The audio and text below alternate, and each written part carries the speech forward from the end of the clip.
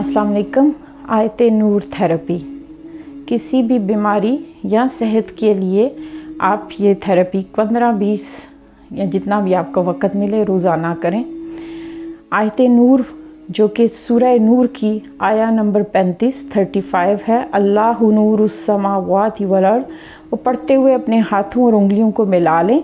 इनको मिलाने का मकसद ये है कि आपकी जो दिमाग की नर्व्स हैं वो यहाँ पे आके ख़त्म हो रही हैं, वो आपस में कोऑर्डिनेट करेंगी, इससे अच्छी वाइब्रेशन पैदा होती है।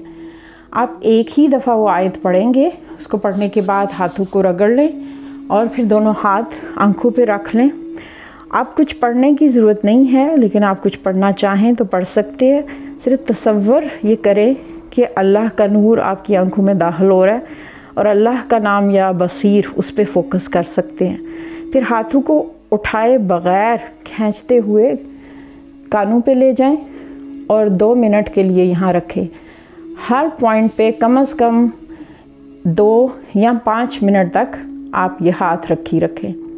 सर के ऊपर रखें, फिर इनको इसी तरह पीछे ले जाएं और अपनी दोनों उंगलियों को मिला लें। फिर दोनों हाथों को आगे इस तरह मिला लें कि आपके गर्दन के सामने आ जाएं।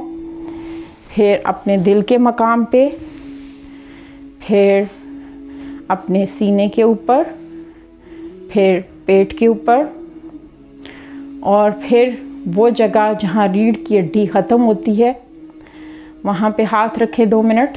फिर अपने घुटनों पे 2 मिनट और फिर पाँव, दोनों पाँव बैक वक़्त पकड़ सके तो ठीक है, वरना एक वक़्त में एक पाँव पे हाथ रखें और 2 मिनट तक आप रखें या 5 मिनट तक। और इसके अलावा अगर आपको किसी जगह पे ज़्यादा दर्द है या कमर का दर्द या कोई भी जगह, तो आयत नूर पढ़ते हुए उसके बाद आप डायरेक्ट उस हिस्से पे भी हाथ रख सकते हैं। अगर ये अमल आप रोज़ाना करें तो आप इसके ख़ुद असरात महसूस करेंगे।